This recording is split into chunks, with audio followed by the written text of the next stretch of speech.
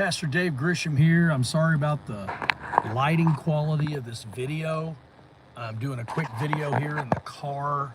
I got to go somewhere here pretty quick, and I just wanted to basically make a quick video about what happened at Texas State University a few days ago. So another preacher and I, who does not want to be mentioned on the air, and I won't mention his name, he and I went to Texas State University in San Marcos, Texas, and we carried a couple of banners with us. One said "Homosex is sin," and it had scriptural reference underneath it, and the other one said "Women are property." Now, of course, in the context of what we meant that is that women are property of God. And they oftentimes say, "My body, my choice. I can have an abortion if I want to." And of course, we would tell them, no, it's not your body, your choice. It's God's body and God's choice. And God's choice is always life. It is not ever abortion. It's murder. So that's the context of that sign. Actually, all people are property of God. The earth is the Lord's in all its fullness, the earth and all those who dwell therein. So women are property and men are property. The sign doesn't have really that good of context on it, and maybe the sign could use some improvement. But in any case, the reaction of the students was quite profound, to say the least. We, within 10 minutes, gathered a crowd of between 500 and 1,000 students. And after a few minutes of preaching and having a few conversations, the crowd encroached upon us, started throwing things at us. They threw condoms at us. They threw water bottles. They doused us with water. They threw hot coffee on us. They threw slushy drinks. They screamed threats in our faces. And so we ended up rolling up the banners and just kind of standing there quietly trying to diffuse the situation, because that's generally what we do. Is if it gets out of hand, we just stop talking and we just be quiet, or we just talk to somebody that's standing there next to us in a quiet conversation, and we ignore the crowd, hopefully to diffuse the situation. But it did not diffuse. There were agitators in the crowd. I believe Antifa. There is Antifa members at that school. There was 6 or maybe 8 that were in the crowd that were antagonizing the crowd, encouraging them to assault us. They tried to steal our banners. As a matter of fact, they stole the banner I was holding once. I got it back. They tried to steal it several more times. And the other person I was with, their banner eventually did get stolen. And anyway, so at some point it got so bad, it was not calming down. They continued to push us and kick us down low where you can't hardly see anything going on.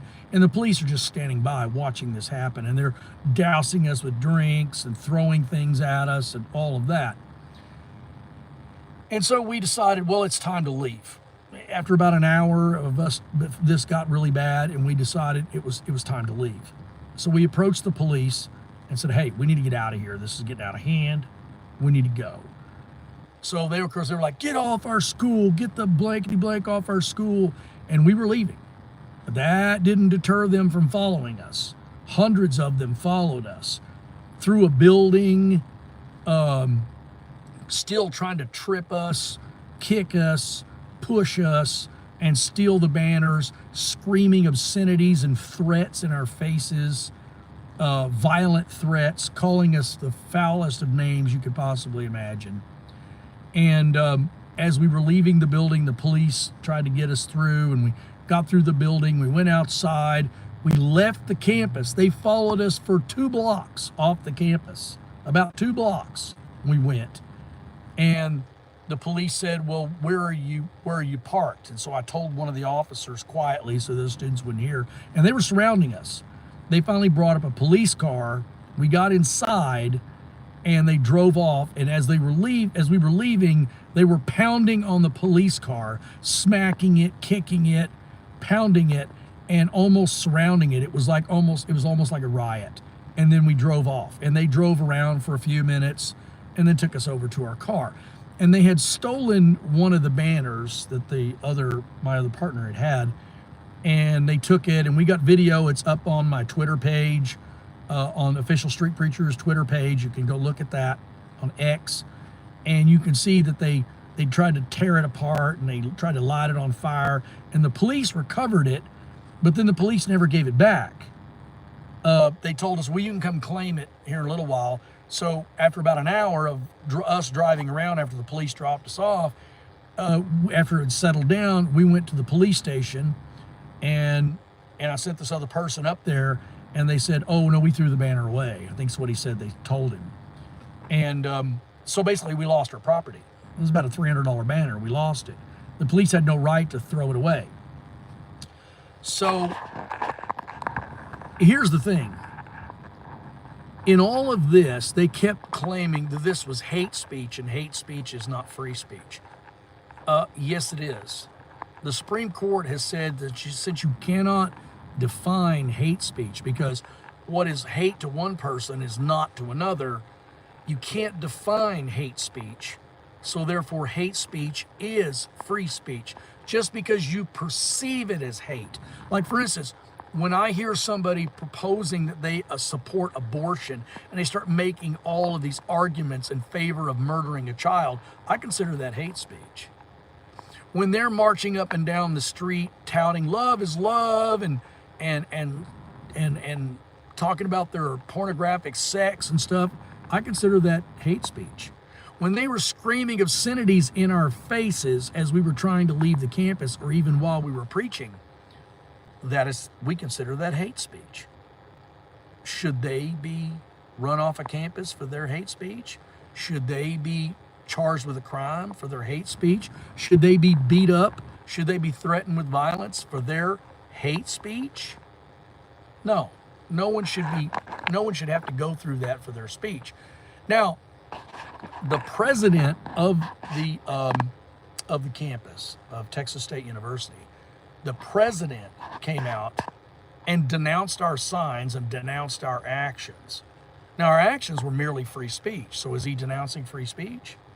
Is he denouncing someone's right to speak? Is that what he's doing? And he denounced our signs as homophobic and misogynistic. Of course, he didn't understand the context of the women or property, nor did he bother to inquire. Most people just jump to the conclusion when they see that we mean women are property of men. That's what they automatically think. Well, that's because they believe what they want to believe, and they don't believe what you're actually trying to say. They don't actually even care what you're trying to say. Most of them didn't even try to find out the context. And we did tell them the context. They hated us for it anyway, because they hate God. So, in any case, whether they misunderstood the context or not is not as relevant as the fact that they got violent in the face of speech. They were so triggered by mere words printed on a banner. Some of them broke down in tears and cried. They were so upset. I saw at least 4 or 5 people crying. 2 of them cried up there when I was talking to them. And I said, look, when it comes to the truth, when it comes to heaven or hell, your feelings are not important. Your feelings are inconsequential. But these spoiled, coddled children these days, in this spoiled, coddled, comfort above all things culture these days, they absolutely consider anything that makes them uncomfortable to be wrong. They judge by their feelings. And the Bible says the heart is desperately wicked, and who can know it? You can't judge things by your own heart. You can't judge things even by your own intellect. You have to judge things by the Word of God. Okay? So the world considers the truth to be hate speech. How do we know that? Because Jesus said, he said that the darkness hates the light. So when you speak words of light, the darkness hates it, and they consider it hate speech. And that's how they want to try to get it banned. That's how they want to curtail your free speech. They want to get rid of it. You've got to help your brothers and sisters stand for free speech. You've got to go out and tell people that, look, just because you perceive it as hate doesn't mean I don't have a right to say it. Okay? If you want to protect your free speech, you got to protect the speech that you even consider hate. Now, this president, Mr. Damphouse, Kelly Damphouse, is the president of Texas State University, wrote a very cowardly letter condemning our actions and condemning our signs as homophobic and misogynistic. And of course, you know, it takes no courage whatsoever to go with the cultural narrative, to just go with the flow of the cultural narrative, and people will pat you on the back and give you high fives. Not a problem. Oh, what a man of courage, standing up. Whatever. Try speaking biblical truth in this God-forsaken, hedonistic, hateful world that hates when this filled with darkness and hates the light. Try speaking the light into the darkness, and then you'll find out whether you've got any real backbone. But obviously, Mr. Damphouse is not a Christian. I mean, that's quite obvious by his letter. He's not a Christian. He doesn't have any backbone. If he did, he'd be taking a stand against the cultural narrative and be taking a stand for the truth. But he won't stand for the truth because it would take him out of his comfort zone, which I'm sure he's pretty comfortable there being president of a university. He's probably got a real nice office, real nice house. He's got real nice clothes, got a lot of money in the bank. Oh, he's probably doing real well. Wouldn't want to put any of that at risk, right? So he's going to go along to get along because he doesn't really care about the truth. He cares about himself. And here's the thing. He's trying to make a safe space for his students, right? And in the face of mere words on a sign, he wants to condemn us because he's trying to make the place safe for them. They have to feel safe. You know, nothing could possibly cause them to question their morality. Nothing could possibly make them question what they already believe. You can't possibly challenge them. It would make them feel unsafe, and they might cry about it. What a bunch of titty babies. You know, what a bunch of coddled, spoiled children at Texas State University, committing acts of violence and vandalism and theft. And the police there didn't do anything about it because, you know, they're there to take this. They're there to take the side of the university, not the side of law and order. They're not real police officers. They're probably just hired thugs to do exactly what their administrators tell them to do, rather than what the law of the state of Texas tells them they must do. See, nobody wants to really live by the truth anymore. They want to live by what's easiest to go with. And let me tell you something about who's really feeling unsafe at Texas State University right now, and that's the Christians. Because they didn't witness just words on a sign and feel unsafe. They witnessed actual violence, theft, and vandalism, and they watched the president of the university stay silent in the face of it, thus giving his approval to it. I challenge Mr. Damphouse to come out and condemn the violence, the theft, and the vandalism that took place at his university, that his students did. I dare him to come out and stand against it. If he doesn't, he doesn't have a ball. He doesn't have any courage whatsoever. He's got no balls about him at all. He's not a real man. Real men would stand against that evil. He might say, I disagree with the signs, but I disagree with the violence and everything, and the response was actually inappropriate. He didn't say that. He was completely silent on it, because I don't think he's got the balls to say that, stand against his own students and the garbage that they did. I don't think he's got the courage to do it.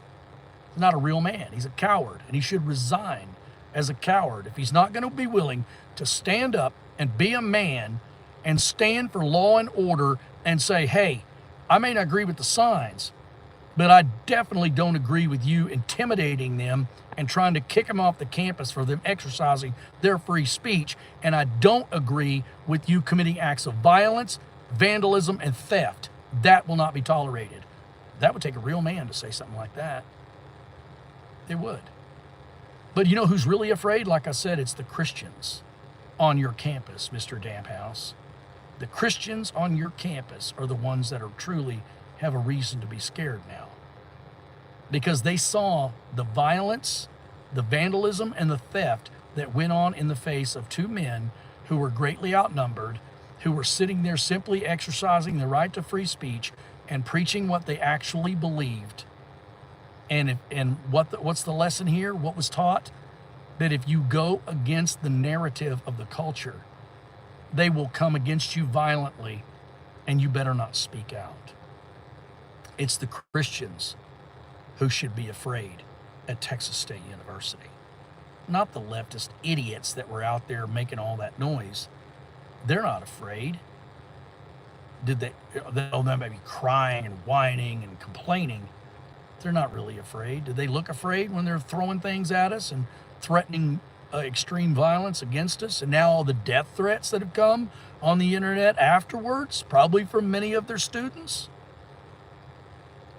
Come out and write a letter, Mr. Damp House, and condemn that. I dare you. I dare you. And if you don't, I think you should resign as a coward. Because if you're going to be silent in the face of violence, you are in fact encouraging violence. If you're going to be silent in the face of vandalism, you are encouraging vandalism. And the same goes with theft. And you're not really interested in protecting people's free speech rights. You're only interested in protecting the free speech you agree with. That's not protecting free speech. The actions of Texas State University were absolutely un-American, unpatriotic, and frankly, unconstitutional. So, as I said in my letter to the university, I wrote a little letter to the school newspaper. I said, we're going to come back, and we're going to bring a larger team. And we're going to put operatives inside the crowd that'll be college age. They'll look like students. And all they'll do is stand there with their phones out just like everybody else. And they'll take photographs and video. But they're going to be videotaping the agitators. They're going to be photographing the agitators. The ones, if any of them cause violence again, their photographs will be taken. And those photographs will be handed over to the school administration. And they will be handed over to the university police. And if nothing is done about it, those photographs will be published online. And we will let the world know that Texas State University is silent in the face of violence. So, it's your choice. But let me tell you something. Hate speech is indeed free speech. Because I hear all kinds of hate speech all the time. I heard tons of it at Texas State University. For our signs, they might have perceived as hate speech, but every time somebody threatened us with violence, that was indeed hate speech and was indeed against the law. That, actually, is a violation of the law. You cannot threaten violence to people because they're saying something you don't like to hear. You cannot threaten violence. That's actually illegal, and it is indeed hate speech. Okay? It's only certain hate speech that Mr. Damp House doesn't approve of. It's only certain hate speech that Texas State University doesn't approve of. The speech that we did. But their students, their foul language, their vulgar mouths, their cursing, calling our mothers every name in the book, all kinds of horrible things they said, the sexual speech that came out of their mouths, and disgustingly vile, vulgar things they said, in addition to their actions of violence, vandalism, and theft. I mean, we were pushed, we were shoved, we were kicked. We had people hit us on the heads with signs and objects. They threw things at us, all kinds of stuff. So, if Mr. Damp House, you got some courage, come out and condemn that. I dare you. Okay? If you don't, you should resign as a coward. So anyway, I just want to make this short video tonight, let you guys know a little bit about what happened at the university. It's all over the news. You can just Google it and find out. And you can see exactly kind of what happened. I mean, and we do have body cam footage of the violence. We're just processing it at the moment, and it will be released publicly. So people will get to be able to see, the violence that took place, because the other person that was with me, they did have a body cam on, and it was recording the entire time. And it will record all the things that happened to him. It won't necessarily record everything that happened to me, but everything that was happening to him was also happening to me. All kinds of bad things. So, I mean, we really were concerned for our safety in getting out of there. But we intend to come back, and we're going to come back with more people, and we're going to try to have a free speech event again.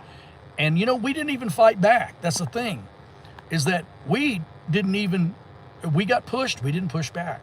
We got kicked, we didn't kick back. We got things thrown on us, we didn't throw anything back. People cursed us, we didn't curse back. We didn't do any of that. So who really was hateful? Who was being hateful? In any case, we intend to come back, and this time we hope it's more peaceful. This time we hope the university has their act together, and maybe they'll repent of their mishandling of this situation. And maybe Mr. Damphouse will write another letter condemning the violence, the vandalism, and the theft, and the violent, vulgar hate speech that was coming from his own students. And one of the state legislatures said, oh, they responded with love.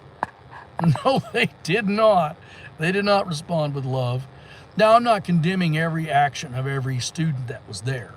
It was a minority of the students that were doing this.